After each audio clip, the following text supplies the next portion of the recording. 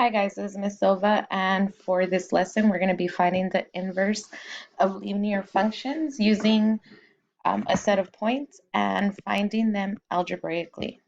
So let's go ahead and fill out these blanks. An inverse function is a function that is opposite the action of another function. For example, addition and subtraction are inverses, and multiplication and division are also inverses of each other. The inverse of a function can be viewed as the reflection across the original function over the line y is equal to x. So remember, the line y is equal to x has a slope of 1 and a y-intercept of 0. So when you graph it, it looks something like this. So that's the line that inverse functions are reflected over.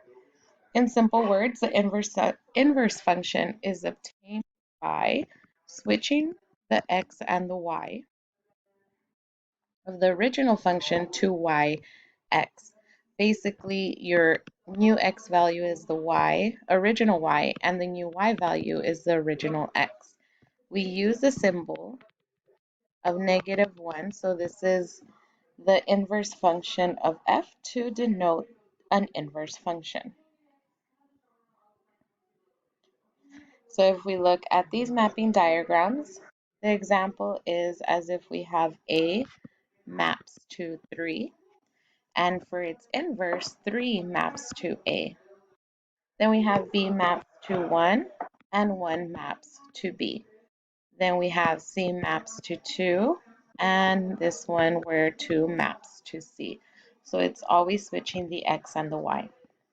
So if we look at the inverse of these ordered pairs, first we want to use the correct notation. So this is the function of f of x. So now we're going to do the inverse function of f of x, and all we're going to do is switch the x and the y. So the new x value is -2, the new y value is 7. For the next one, we have 1, and then 5 is going to be our new y value. Same for the next one, we've got 4, -3, and then we have 6, 2.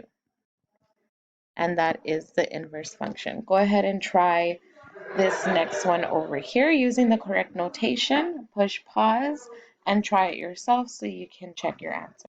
So go ahead and check your answer. Notice how my y's became my x's and my x's became my y's in each one of the ordered pairs.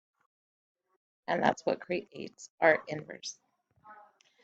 Now we're going to be finding the inverse of a linear function using algebra. So our first step is going to be replacing the f of x with y. So in this example, this f of x is now y.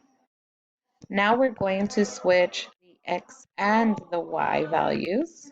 That's going to create the inverse. So we have, this is my new equation. Now I'm going to switch the y to x, and then the x is now going to be y. Okay, so now the next step, now that we've switched the x and the y's, that's creating the inverse, we're going to solve for y. So we're going to isolate this y value. So to isolate it, we're going to do the inverse of -5, which is +5. So on the left side, we have x plus 5. And on the right side, we have 2y.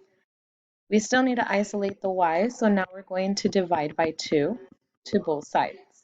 And because we're going to be graphing these graphs, we're going to separate this fraction where each number in the numerator will have the same denominator of 2. So we have x divided by 2 plus 5 divided by 2. And then our final step is to replace y in the new equation with the function notation of the inverse of the function, which is this one here. So then remember, if there's no number, there's going to be a 1. So we're going to write it as 1 over 2x plus 5 over 2. Go ahead and try this next one and then come back and check it. All right, so we're going to go through this one together. We have g of x. That's the same thing as f of x. It's just a different name. We're going to change it to y. And then we're going to bring down this equation. Now we're going to create the inverse. And to do that, we're going to change the y to x and the x to y. Everything else stays the same. And now we're going to solve for y. So then we've got to isolate this y. So to do that, we want to subtract 1 from both sides. This is x minus 1 equals negative 4y. Still want to isolate that y, so we're going to divide by negative 4. And then again, because we are going to be graphing these, we're going to separate the numerator into the two fractions. So we've got x divided by 4. And because the 4 is a negative, we're going to put the negative in the front. And then we have a negative 1 divided by negative 4. That's going to give us a positive 1 over 4 is equal to y. Now that we have our equation, we're going to use the correct notation. And we're going to say that it's the inverse function of g of x.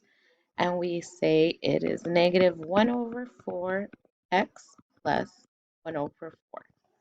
Now tomorrow, which is Friday, we'll do the sketch of both of those functions. Let's go ahead and try the next one. Again, go ahead and try it on your own and come back and check your work. Okay, go ahead and check your answer. The inverse function of that original function should be negative 2x plus 6. Now, a part that might have stumped you is getting rid of that fraction. Remember, if you have a fraction, you can multiply by the denominator to get rid of that fraction.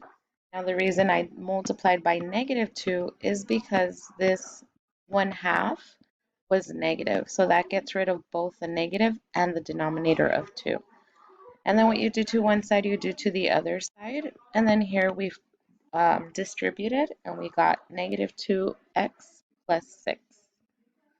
All right, let's go ahead and try the last problem. Go ahead and do it on your own and come back and check your work. Okay, let's go ahead and put h of x. That's going to be y now.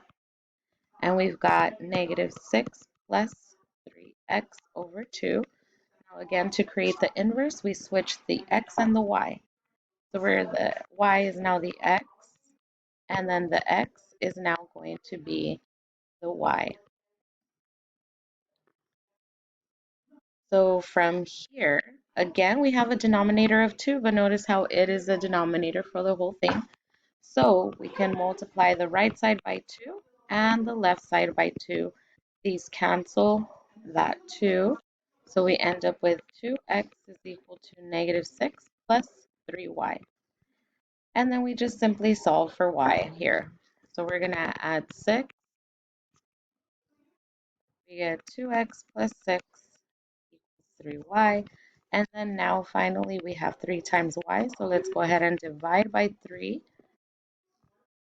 And when we do that, let's go ahead and separate that fraction so that we can graph it.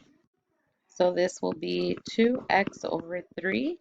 And then we have 6 divided by 3, which is 2. And I'll put that up here so you know where we got that one from.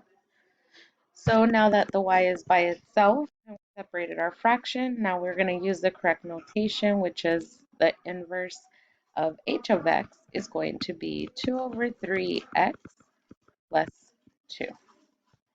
All right, go ahead and complete your assignment. If you don't feel comfortable doing 1, 2, and 3, you don't have to, but try to do the other ones. And we'll continue with the graphing part on Friday. Have a great day.